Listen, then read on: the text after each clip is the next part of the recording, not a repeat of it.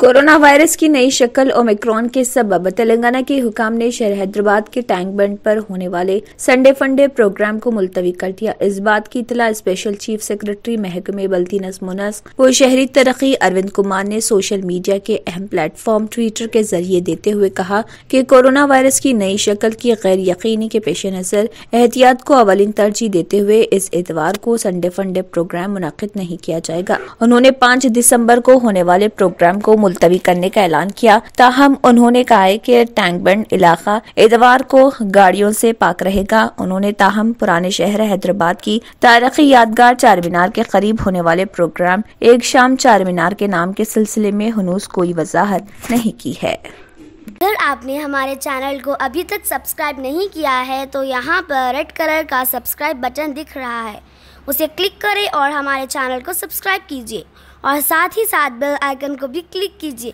जिससे आपको ताज़ा अपडेट मिलती रहे।